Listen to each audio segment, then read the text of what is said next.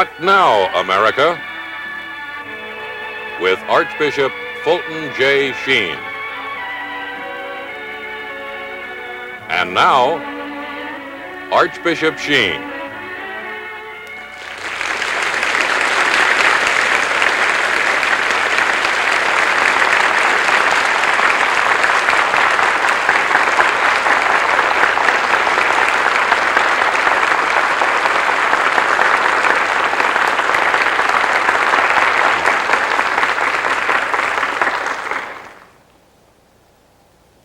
Fellow Americans,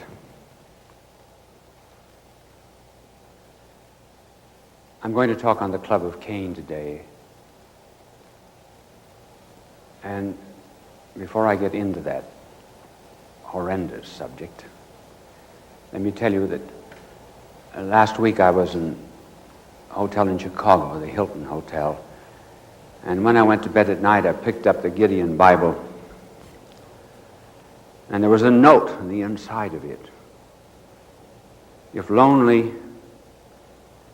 Jeremiah 18:1-4-6. If sad, Isaiah 28:3-1-4-9. And some wag had written at the bottom of it, if still lonely, Margie 1-8-3-4-2-6.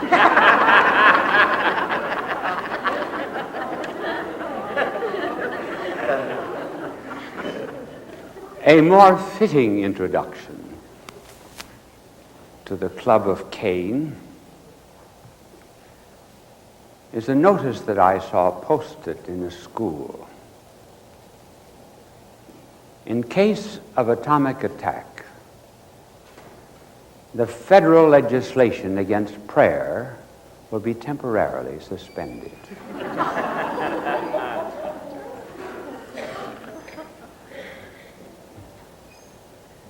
I'm not going to get immediately into the subject of Cain.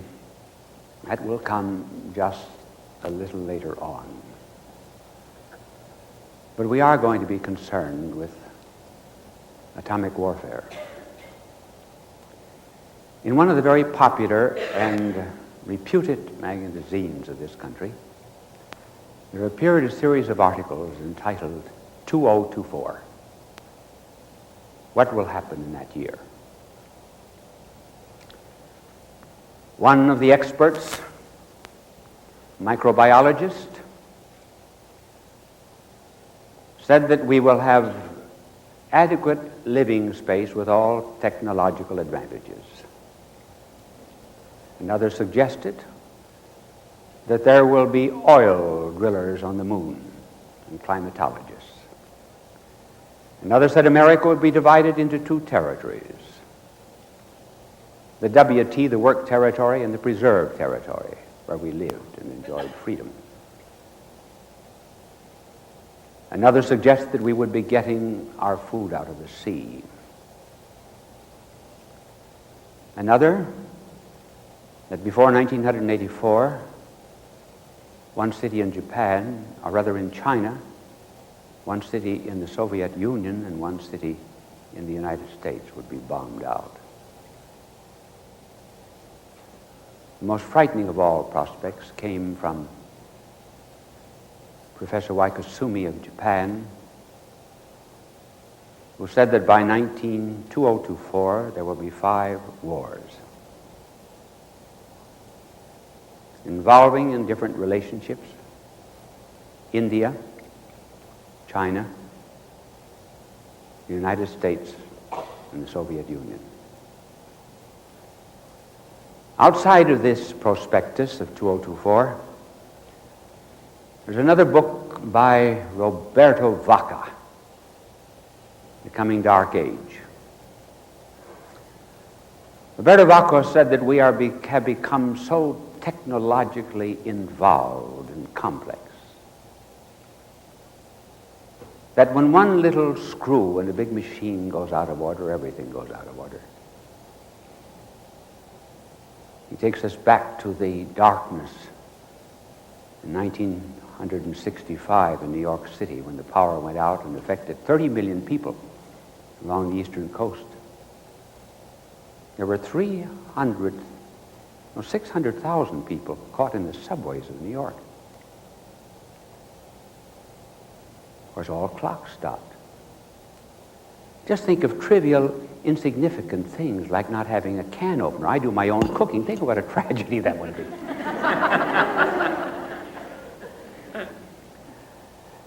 It is to be noted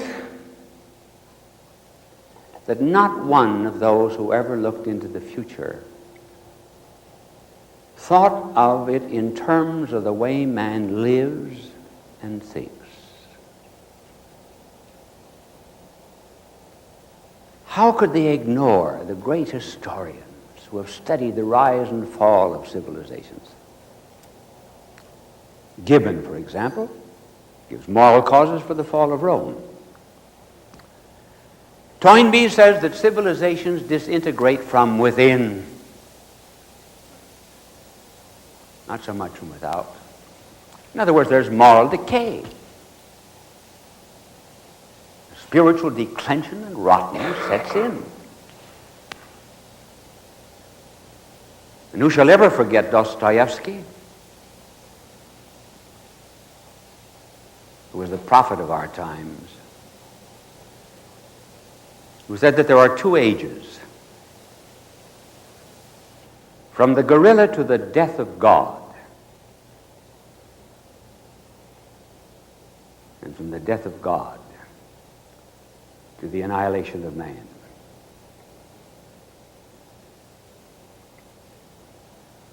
I leave it to you to pursue some of the moral reasons for the disintegration of civilization. But I am concerned here with what might be called technological compulsion. We live in a technological machine age. And what is it about all of our technological advances that makes us say, if we can do a thing, we must do it? John von Neumann, the famous mathematician, said, if men can change the climate, they will change the climate. If men can go to the moon, they will go to the moon. And Lewis Mumford adds, if men can destroy themselves by an atomic bomb, they will destroy themselves by an atomic bomb. This is what I mean by theological compulsion. We seem to allow no limits to what we will do, either in relationship to the divine or the human. Let us then go back and make a study of this irresistible impulse to destroy, because we can destroy. And we go back to the very beginning of myths, and a myth is not something that did not happen. It is something that happened, and it has a continuing historical significance. First of all, we began with the club of Cain.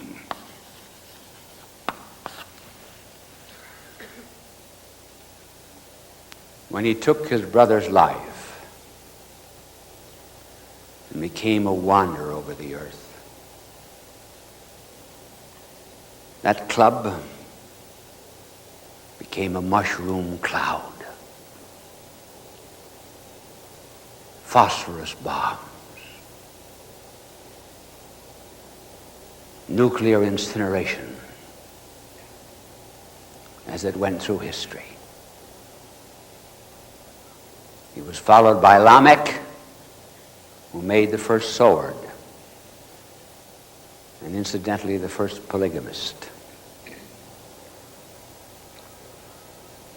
Leonardo da Vinci invented the submarine.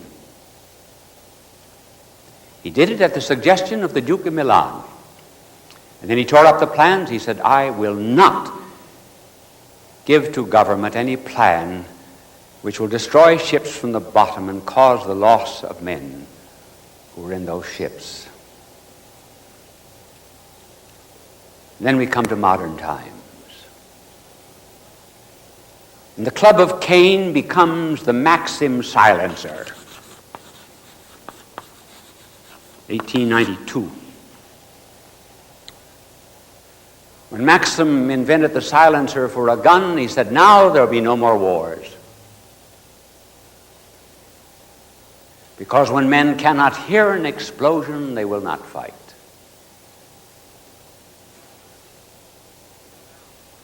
And Cain Nobel, who invented a new form of dynamite. Nitroglycerine made $40 million. Said that men will never fight again because my dynamite is too destructive. He had remorse of conscience and founded the Nobel Prize. Now the Club of Cain goes on through history. And on December the 2nd, 1942, a group of scientists huddled together in the squash court of the University of Chicago. They set off the first reactor to split plutonium. The machine worked for 28 minutes. The atom was split. And they took a bottle of Italian wine and drank to the new age.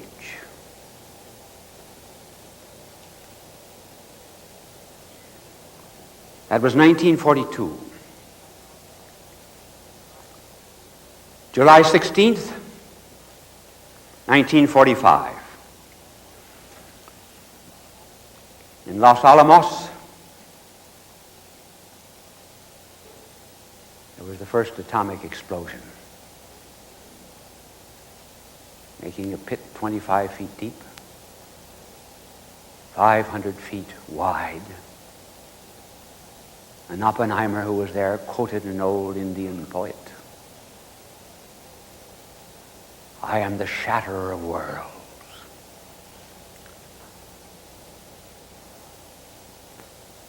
Another observer said, "I almost feel that we blasphemed. We've stolen something from the Almighty." The Club of Cain was getting bigger. August the 6th, 1945, just a few months afterwards, a plane swooped over Hiroshima, dropped a bomb, the first atom bomb in the history of the world that exploded over a city. 140,000 people were instantly killed. And the bomb that exploded over Hiroshima was only 20,000 tons of TNT. Immediately after the explosion, a cablegram was sent to Truman, who was attending the Potsdam Conference.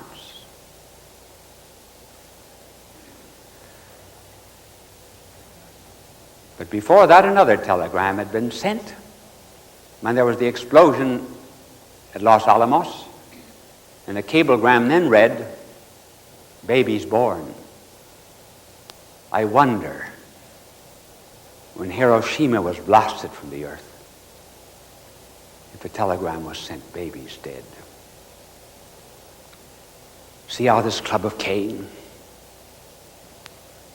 was growing and growing and growing.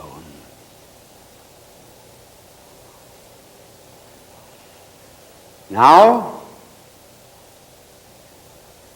does anyone ever speak of tons of TNT? No. What do we speak of today? Megatons. How much is a megaton?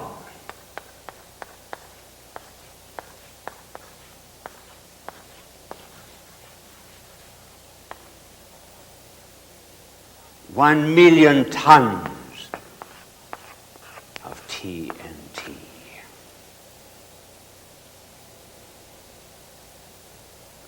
A few years ago, Russia tested one of their atomic bombs.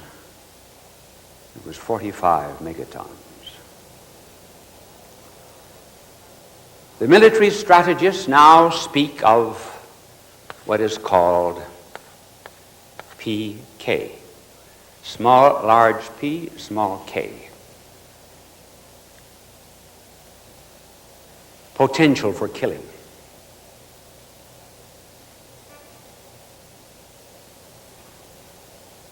What is the potential?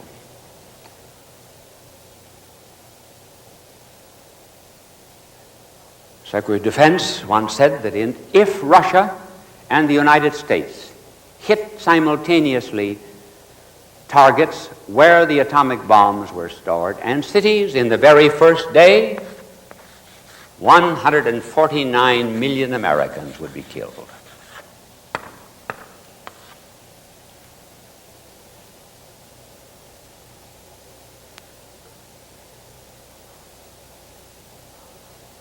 The amount of money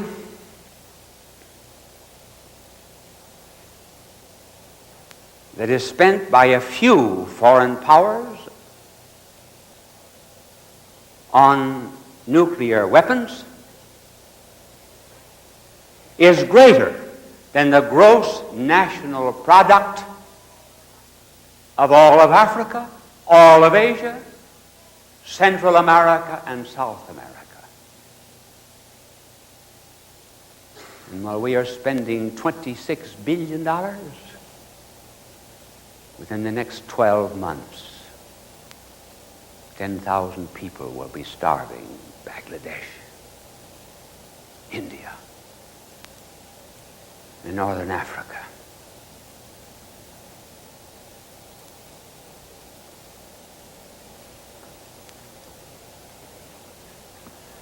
As you see, the cost of our clubs of Cain have gone up. Club of Cain didn't cost very much. Someone has figured out that Julius Caesar, who lived about 45 BC, that it cost him about 75 cents to kill a man. Napoleon,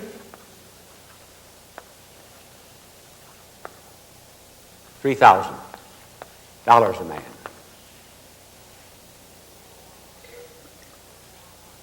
World War I,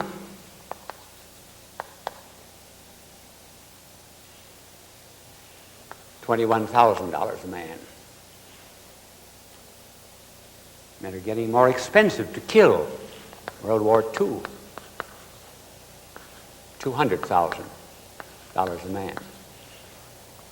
Vietnam, I do not know per man, but I do know $1 million an hour. $1 million an hour.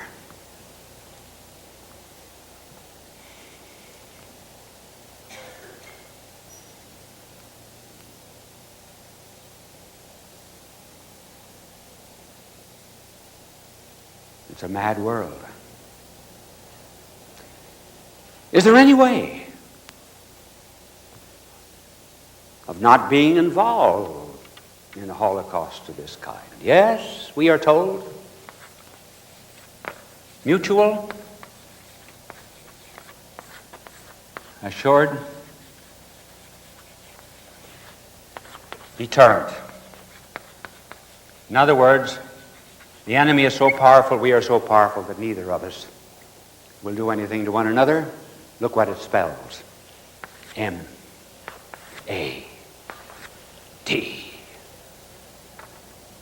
It's a mad world.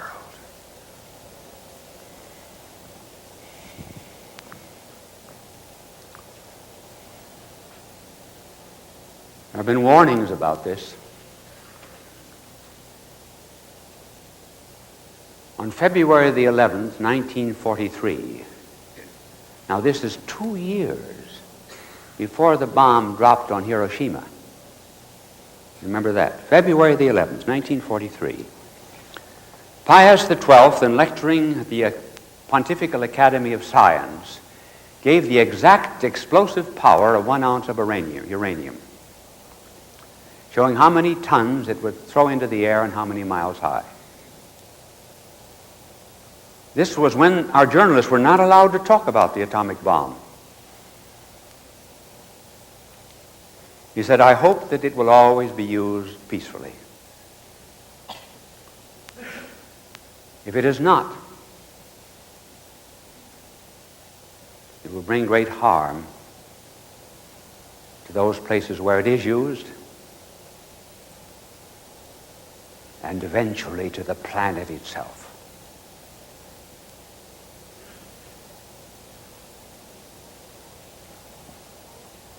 At the close of World War II, a group of atomic scientists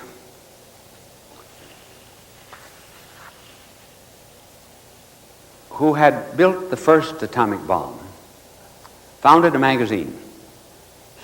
It has a circulation of only 16,000, but it's for atomic specialists. They have on their front cover a clock. It's called Doomsday Clock. That's when there will be utter destruction. In the recent issue, they moved the Doomsday Clock 3 minutes closer. It's 9 minutes to doomsday, according to the atomic scientists. These are the warnings that have been given.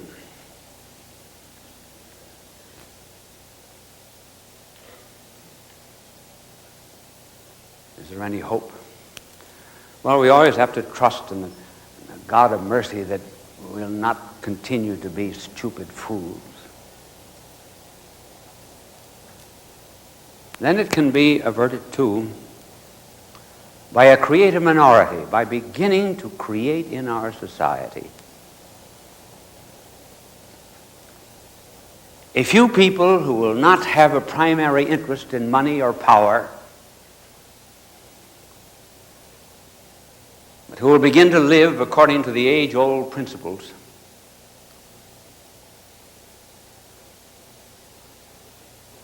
and will influence men not to live by the drill,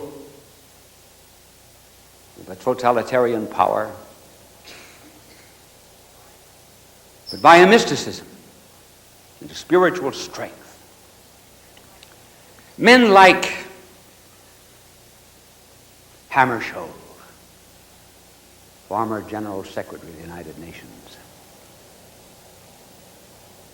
Gandhi, Martin Luther King,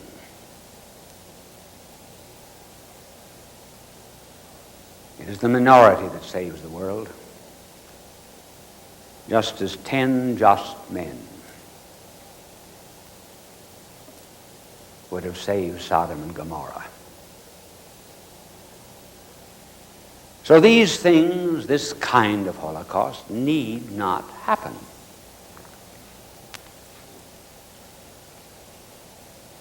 But in addition to the creative minority, I suspect that there might be another way out.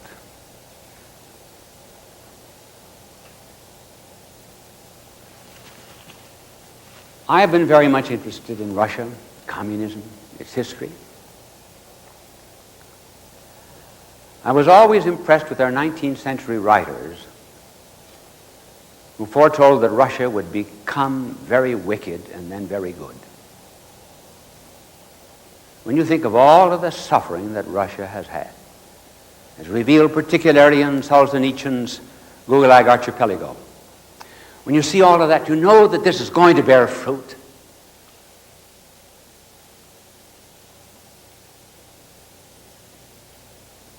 And Dostoevsky,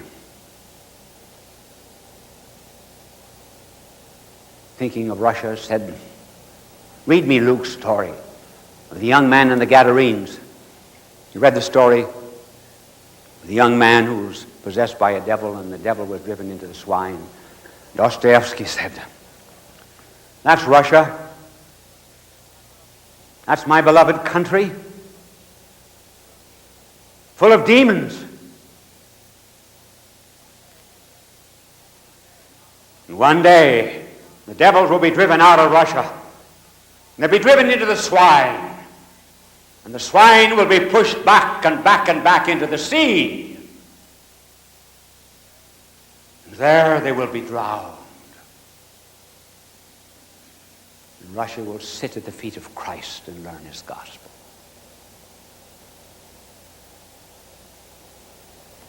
Yes, Russia is a hope.